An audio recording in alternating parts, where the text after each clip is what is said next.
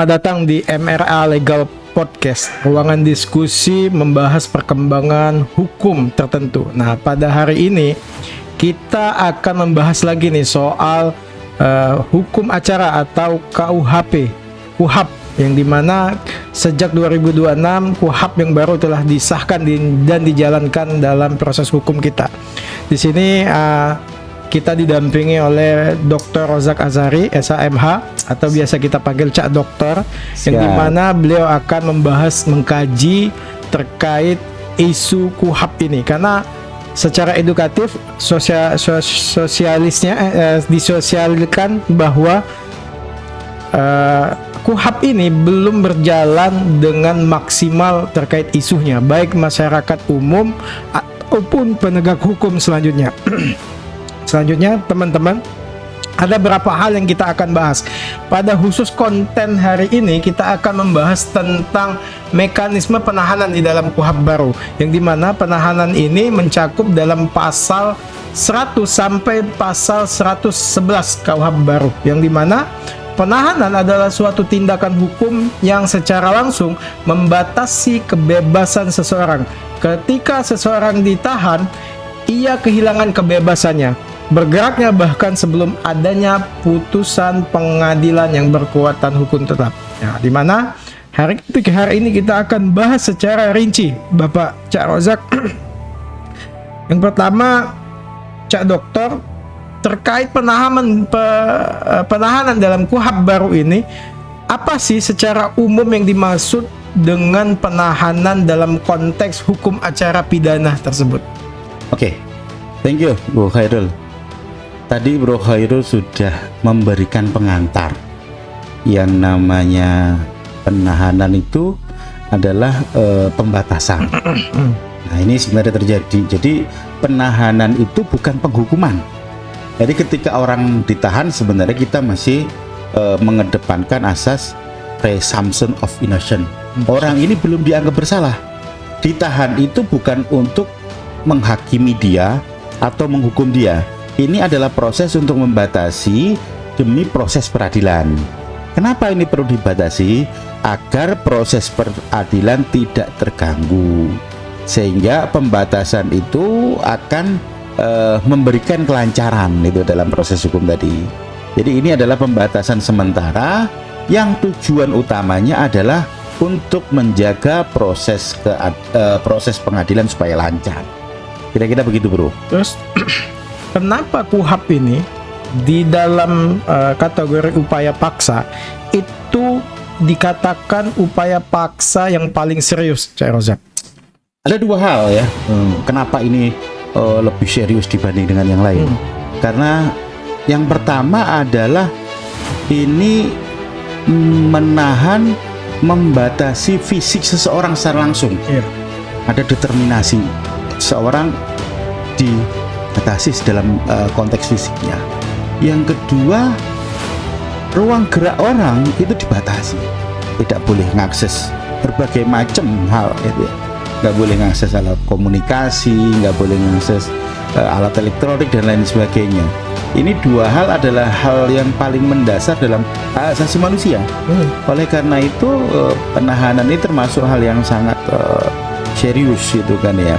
Karena kenapa? Karena penahanan ini bisa jadi akan membawa dampak psikologis bagi seseorang. Karena ruang geraknya dibatasi, kondisi fisiknya juga ditahan gitu kan ya. Oleh karena itu sebenarnya ini adalah upaya terakhir yang memang hanya dilakukan jika memang benar-benar diperlukan. Jadi kalau sebenarnya nggak terlalu diperlukan, nggak perlulah orang itu ditahan. Karena ini kan kenapa dinyatakan sebagai upaya paksa yang paling serius, kan terkait tentang badan seorang yang sebelumnya dia bebas, ditahan, hak-hak dia dibatasi, dia tidak bisa ketemu keluarga, sedangkan proses hukum dia kan tetap berjalan. Betul. Nah, kalau dikaitkan dengan tujuan utama penyidik melakukan penahanan itu bagaimana, Cak Dokter? Sebenarnya tujuan utama sama kayak KUHAP sebelumnya. Jadi di sini pertama ya supaya tersangka ini tidak mengulangi tindak pidana. Yang kedua supaya tersangka tidak melarikan diri. Dan yang ketiga supaya tersangka tidak menghilangkan barang bukti. Jadi itu poin utamanya gitu kan ya. Terus yang di luar itu ya para penyidik itu melakukan penahanan itu tujuannya untuk menjamin kelancaran proses penyidikan dan penuntutan supaya tertib dan efektif. Misalkan pas sidang mereka bisa hadir tepat waktu gitu kan ya, sehingga nggak ada gangguan-gangguan untuk kehadiran sidang dan lain sebagainya. Kalau ditahan kan semua diatur oleh para penyidik gitu ya. Jadi fungsi utamanya seperti itu. Ketika syarat umum itu terpenuhi, maka harus ada yang kita kaji juga, Cak Dokter. Yang pertama, apa syarat hukum yang harus dipenuhi oleh penyidik ataupun penuntut umum? Ya, orang bisa melakukan penahanan kan penyidik dan penuntut umum, ataupun penetapan majelis hakim dalam persidangan, Cak Dokter ya. Terus apa syarat umum secara hukum, konteks hukum soal penahanan, syarat penahanan yang diakomodir oleh KUHP baru? Baik. Jadi sebenarnya syarat penahanan sekarang ini agak diperketat. Jadi kalau dulu itu hanya ada syarat objektif dan subjektif dari para penyidik. Nah, selain 3 syarat objektif dulu itu ada syarat subjektif. Sekarang syarat itu dirinci, ada 8 syarat di situ itu ya. Misalkan tersangka tidak mau memberikan keterangan dalam hadir ketika dipanggil penyidik, ketika dia berputar-putar nggak mau ngasih keterangan dengan baik. Dan ada 8 item yang diatur dalam KUHP yang baru, yang itu menjadi dasar penahanan oleh para penyidik. Terkait penyidik ada kewajiban nggak terkait kewenangan dia melakukan penahanan dalam mekanisme penegakan hukum tersebut? Jadi penahanan itu tidak otomatis ya. Jadi juga bukan kewajiban, tidak ada kewajiban pada penyidik untuk menahan seseorang yang jadi tersangka. Oke, jadi garis bawah itu. Ya, penahanan itu harus ada pertimbangan hukum yang jelas. Jadi oleh karena itu saat ini ada 8 item tadi yang disampaikan oleh KUHP yang baru agar nantinya menjadi pertimbangan hukum yang fair gitu kan ya. Jadi itu yang menjadi alasan penahanan dilakukan pada seseorang. Jadi kalau tidak terpenuhi di situ itu ya tidak perlu ditahan gitu kan ya. Tidak semua tidak semua tersangka harus ditahan gitu kan ya. Penahanan hanya untuk yang diperlukan aja. Untuk yang tidak kooperatif, bentuknya apa? Ada yang 8 tadi itu disampaikan. Baik, terkait jenis dan jangka waktu nih, Cak Dokter.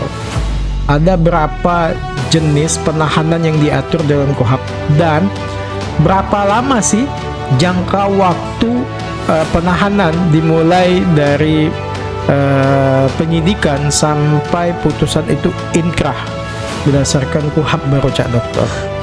Jadi ada beberapa jenis penahanan nih. Ada penahanan kota, ada penahanan rumah, ada penahanan di rumah tahanan. Oke. Rumah tahanan itu berarti mereka ditahan oleh para penyidik, ditempatkan di sebuah rumah tahanan tertentu gitu kan ya. Kalau tahanan rumah dia nggak boleh keluar rumah. Ini seperti yang dilakukan ke Yogi kemarin. Dia dikasih GPS di kakinya, dia nggak bisa keluar rumah. Kalau keluar rumah sirenenya bunyi gitu kan. Ada penahanan kota di mana seseorang hanya bisa ada di kota tersebut gitu kan ya. Nah ini beberapa jenisnya. Nah untuk jangka waktu penahanan memang pada masing-masing level itu ada jangka waktunya. Rata-rata itu dikasih waktu 20 hari yang kemudian bisa diperpanjang lagi 20 hari pada masing-masing level itu kan ya. Itu nanti setiap level di penyidikan, penuntutan, peradilan itu masing-masing penegak hukum punya jangka waktu atas kewenangannya gitu kan ya. Misalkan 2 hari di penyidik diperpanjang lagi 20 hari begitu kan. Demikian juga pada level-level berikutnya. Terus ada batas maksimal, Cak Dokter, di situ? Ada batas waktu yang jelas di situ itu. Jadi masing-masing penyidik tadi itu ketika sudah dapat waktu misalkan 20 hari diperpanjang 20 hari, maka itu sudah batas maksimalnya. Kalau tidak terbukti misalkan dia harus melepas itu di proses penyidikan misalkan. Demikian juga di proses penuntutan, jika itu tidak terpenuhi ya dia harus dikeluarkan dari tahanan tersebut dari ketika proses itu sudah melebihi batas waktu yang ditetapkan tadi. Nah, ini salah satu hal yang penting ya di dalam penahanan, yaitu hak tersangka ya, atau terdakwa ya, karena ini kan yang paling penting dalam menjamin hak-hak ya Cak Dokter ya. Nah, pertanyaan teman-teman yang sering muncul ya di MRA legal, apa hak seseorang ketika dia ditahan? Apakah dia masih mempunyai hak, Cak Dokter, ketika dia ditahan? Ya, hak dasar dia sebagai tahanan ya jelas ada. Hak paling dasar yang kaitannya dengan proses penegakan hukum, tentunya dia punya hak untuk didampingi oleh penasihat hukum ya. Dia punya hak untuk diperlakukan secara manusiawi, dan dia punya hak untuk mendapatkan perlindungan hukum. Jadi dia tetap punya akses kepada pengacara yang menjamin dia punya hak pembelaan. Demikian juga hak berkomunikasi dengan keluarga, itu tetap ada pada orang yang ditahan. Ketika seorang dilakukan upaya paksa penahanan, di situ kan ada peran advokat ya, kuasa hukum. Betul. Nah, bagaimana KUHAP yang baru ini mengatur peran advokat ketika seseorang itu dilakukan upaya paksa tersebut, bukan paskahnya, Cak Dokter. Kalau paskah kan kita berdasarkan, kalau KUHAP lama kan mengatur administratif, menemui penyidik, memberikan surat kuasa, baru kita bisa kunjungin ke selnya kan. Nah, sekarang ini KUHAP baru bagaimana memberikan ruang kepada advokat ketika proses itu sedang terjadi penahanan. Apa sih, apa celah ruang yang dilakukan advokat itu sehingga mendapatkan keadilan juga buat si calon tersangka ini yang lakukan penahanan? Ya, pertama dia harus memastikan bahwa dasar hukum penahanan itu sah. Terus yang kedua, prosedurnya dilakukan dengan benar, gitu ya. Jadi yang ketiga, bahwa pihak-pihak yang melakukan eksekusi itu juga pihak-pihak yang memiliki legal standing, gitu kan. Jadi misalkan ketika yang melakukan eksekusi yang ditanyain ya, melakukan eksekusi itu adalah kepolisian, maka dasar penahanan itu apa, perkara apa ini, sprindiknya di mana, gitu kan. Yang kedua, terus ketetapan dari pengadilan, misalkan dia ditahan, gitu kan ya, perintah penahanannya bagaimana, gitu. Dan ini memang benar-benar adalah petugas yang memiliki kewenangan untuk melakukan penahanan tersebut, gitu. Terus keluarga, kita kan sering melihat ya, ketika banyak kejadian juga ketika orang dilakukan penahanan itu seperti orang diambil langsung dijebloskan dengan mekanisme yang mereka atur, sedangkan keluarga ini kan tidak tahu kabar, Cak Dokter. Nah, sehingga dia harus koordinasi. KUHAP baru ini mengatur bagaimana keluarga itu bisa mengetahui keadaannya, bisa mengaksesnya ketika dilakukan penahanan dan paskahnya, Cak Dokter, sehingga tidak dihalang-halangi dalam mekanisme pemeriksaan dan pendampingan dari keluarga juga. Jadi sebenarnya KUHAP baru lebih detail ya, lebih detailnya begini. Ketika dulu di KUHAP lama misalkan posisi lawyer, advokat itu berperan aktif ketika dalam peradilan. Berperan aktif ketika dia sedang membelanya, gitu kan ya. Dulu peran ketika posisi tersangka ini menjadi saksi, sedang ditahan di awal-awal itu sangat pasif, gitu kan ya.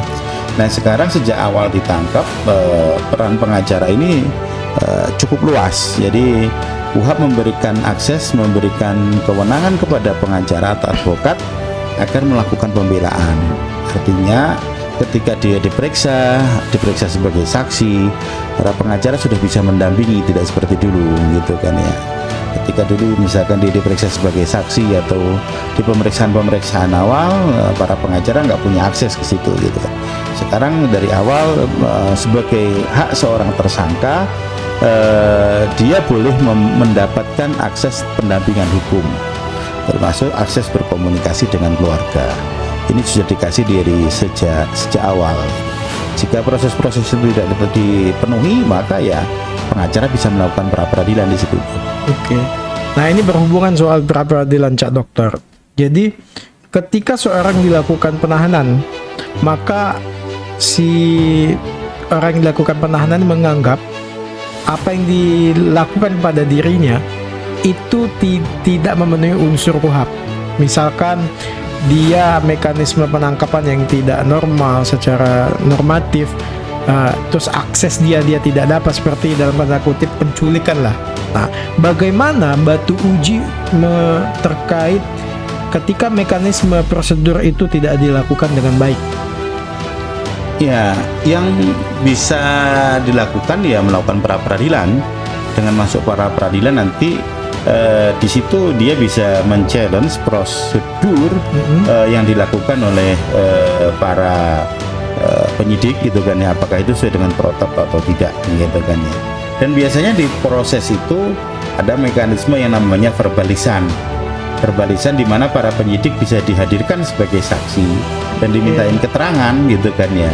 Ada cross examination di situ, apakah memang keterangan para tersangka ini dengan kuasa hukumnya yang menyatakan bahwa proses itu nggak benar itu memang terjadi seperti itu gitu kan. Nanti dengan para saksi verbalisan, para penyidik itu akan diperiksa, ada ya bisa dilakukan cross examination oleh para hakim, bagaimana yang sebenarnya terjadi, apakah proses itu tidak dilalui secara prosedur atau bagaimana gitu. Ini masuk ke aspek pembelaan, Cak Dokter, ya, terkait proses mekanisme penahanan. Nah, dalam perspektif pembelaan, misalkan seorang advokat mendapatkan kliennya seperti itu ya, Cak Dokter, ya, maka mekanisme kan pra peradilan kan. Terus yang ingin kita tanyakan, apa saja aspek, nah aspek ini ya, yang harus diperiksa untuk menilai sah atau tidak sahnya suatu penahanan dalam mekanisme pra peradilan itu, Cak Dokter. Baik, ketika nanti para advokat ya ada kliennya yang ditahan di awal itu, tentunya pertama yang dilakukan itu dilihat apakah alasan penahanannya ini sah. Jadi misalkan di situ ada suatu kejadian, apakah memang yang disangka ini sebagai tersangka pelaku langsung gitu kan ya. Kalaupun dia pelaku tidak langsung, apakah memang benar dia ada hubungannya dengan perkara itu secara langsung dan begitu kan ya. Jangan-jangan ini hanya pihak yang tidak berhubungan langsung tapi dipaksakan ditahan, itu yang nggak boleh kan begitu kan. Setelah diketahui alasan penahanan, yang kemudian dilihat itu direview dasar hukumnya, apakah dasar hukumnya sudah jelas, mana surat perintah penahanannya, gitu kan ya. Siapa yang mengeluarkan surat perintah penahanan ini, gitu kan ya. Yang ketiga adalah apakah prosedurnya sudah dipenuhi dengan baik, gitu kan ya. Alasan-alasannya dan ada bukti awal yang cukup untuk melakukan penahanan tadi. Dilihat juga tadi itu 8 syarat itu apakah sudah dipenuhi apa belum. Jadi tidak semena-mena orang terus bisa ditahan dengan bukti-bukti yang sumir atau alasan yang tidak terlalu kuat gitu. Ketika tidak terpenuhi syarat untuk mengajukan penahanan dan itu bisa dibuktikan dalam pra peradilan, maka hakim akan memutuskan di situ, Cak Dokter. Misalkan putusan hakim mengabulkan permohonan si pemohon terkait pra peradilan tersebut. Nah, ada implikasinya nggak terkait penahanan? Kalau misalkan penggeledahan, implikasinya penggeledahan tidak sah. Kalau penyitaan, maka barang aset objeknya tidak sah. Kalau penahanan, implikasi yang kita harapkan bagaimana, Cak Dokter? Nah, hal yang paling utama yang harus segera dilakukan adalah membatalkan penahanan. Jadi membebaskan tersangka dari proses penahanan. Karena itu pengadilan nanti akan memerintahkan kepada jaksa penuntut umum untuk para penyidik untuk mengeluarkan atau membebaskan tersangka ini dari penahanan. Kalau itu berhubungan tentang status hukum dia, berpengaruh nggak, Kak Dokter? Status hukum gimana maksudnya? Misalkan status dia tersangka, dilakukan penahanan, kita uji di situ, itu bisa menggugurkan status tersangka dia nggak? Oh iya, status ya? tersangka dia kalau emang nggak sesuai, maka penetapan tersangka dia, ini dua objek yang berbeda. Penetapan status tersangka dengan penahanan itu objek yang berbeda. Oke. Nah, di KUHP yang baru itu ada 4 upaya paksa baru. Ya. Ya, jadi sekarang ada 9 macam upaya paksa. Satu yang baru ini termasuk penetapan. Dulu penetapan penahanan ini hanya dilakukan dengan perkap, peraturan Kapolri. Nah, sekarang ada 4 lagi jenis. Kita akan nanti bahas suatu saat ya. Baik. Ada 4 jenis upaya paksa yang baru. Salah satunya adalah penetapan tersangka. Baik. Jadi penetapan tersangka dan penahanan ini dua objek yang berbeda dalam pra peradilan. Oke. Gitu. Nah, tadi kan tentang status. Nah, Ya.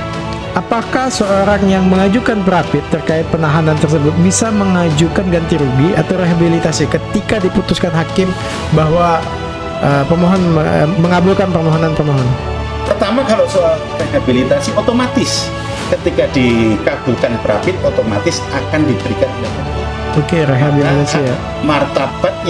harkat martabatnya dia akan dipulihkan secara otomatis Oke. dengan putusan prapidana tadi itu. Tetapi tentang ganti kerugian itu berbeda. Ya. Maka atas putusan itu dia bisa menggugat ganti kerugian. Jadi pasca putusan prapit diajukan lagi untuk pengajuan ganti kerugian atas dasar putusan prapidana tadi itu. Berarti dia harus mengajukan gugatan terpisah. Betul. Kalau pengembalian harkat martabat otomatis Ya. dengan putusan prapidana. Oh, baik. Itu menarik teman-teman MRA Legal Podcast. Jadi antara rehabilitasi itu bersifat otomatis, ganti rugi itu ada mekanisme yang mengaturnya, yaitu gugatan terpisah terkait penuntutnya ganti rugi dari pra peradilan tersebut. Terus Dokter, terkait tentang ini yang menarik juga nih, perlindungan hukum dan hak asasi seorang tersangka ya, Dokter. Nah, bagaimana aturan penahanan di dalam KUHP baru memberikan perlindungan yang lebih kuat dibandingkan aturan KUHP lama, Cak Dokter?